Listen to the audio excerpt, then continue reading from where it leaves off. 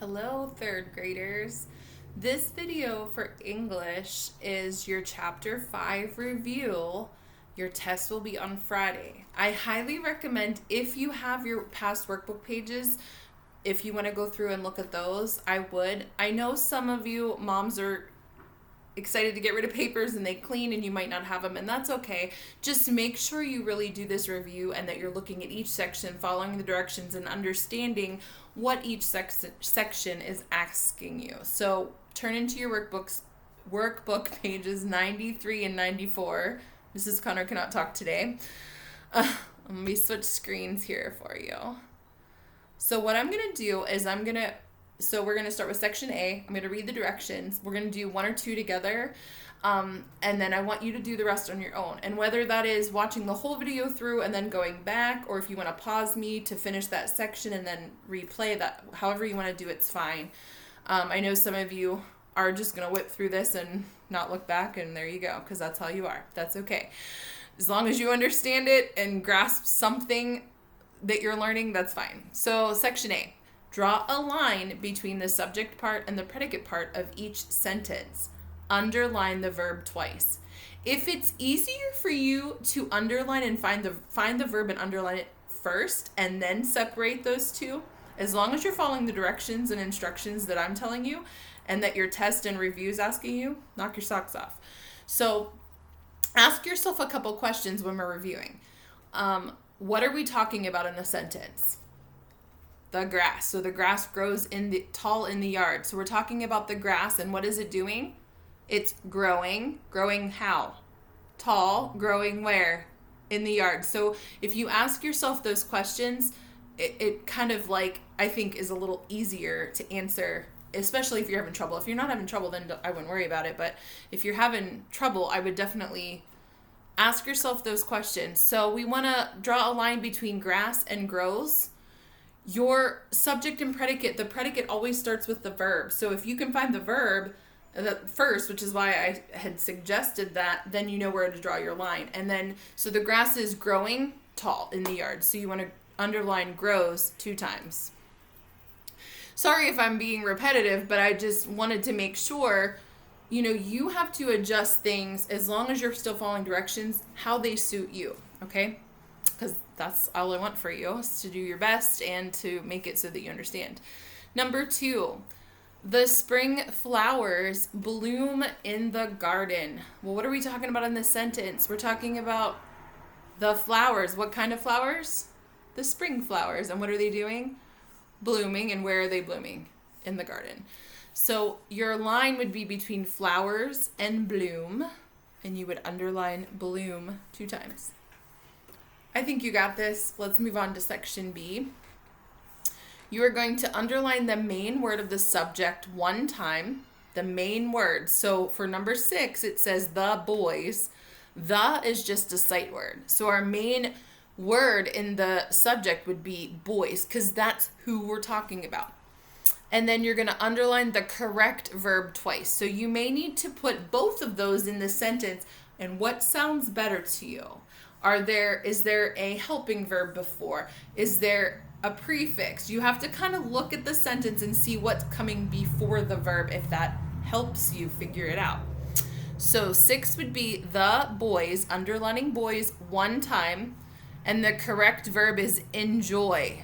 The boys enjoy gardening. You would underline enjoy 2 times. Number 7, their grandfather plant many kinds or plants many kinds of vegetables in his garden.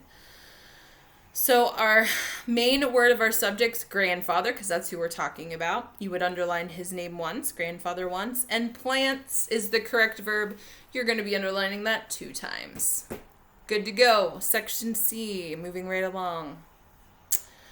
Mark the correct tense of each underlined verb. So you have a box there, and you have to mark if it's present, past, or future tense.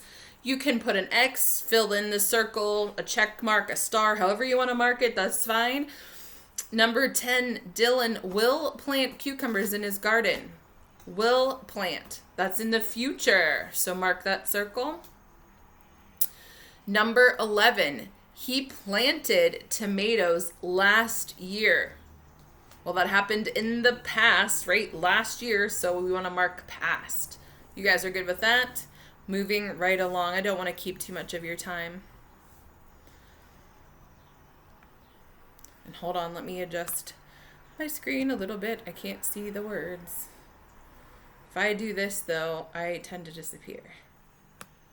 So if Mrs. Connor disappears, it's okay. All right. So this is the next section, which I can't see it on there. I think it's D. Yes, D. Did I disappear on you a minute? That's all right.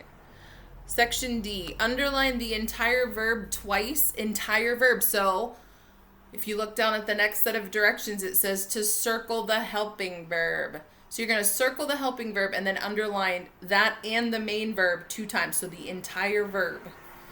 So number 16 says spring snap beans will grow in about 8 weeks. What are we talking about? Beans. And what are they doing? Growing. So they will grow. They haven't grown yet, but they will grow. So you're going to underline will grow 2 times and circle your helping verb will. Okay. Number 17. Some baby carrots have sprouted already. Some baby carrots, and then your verb is sprouted, but you need that helping verb in there because what? They have sprouted already. Happened in the past. Already happened. Some baby carrots have sprouted already.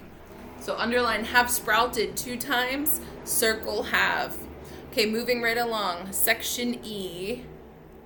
Underline the correct verb twice. Number 21. The green peas have begun to sprout or have begun to sprout. There's your key word, have.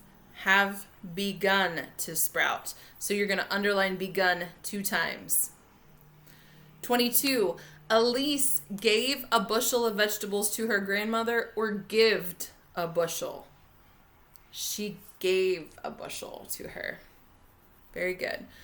All right. And F, underline each word that has a prefix. Remember that comes before the word, the root word. Fill in the circle next to the correct meaning of the word that you underline. So in number 28, it is unhealthy to avoid eating vegetables. The prefix would be with the word is unhealthy. Un means opposite or not. So not healthy, opposite of healthy. So we would underline unhealthy and fill in the circle opposite of healthy. All right, good luck. You can do it. Test on Friday. And then we're not going to be done with English. We're still going to do a few lessons before the end of school, but this will be your last big test. There might be a review. We'll see, like a review test or quiz or something to review the new content we covered, but we'll see how that goes.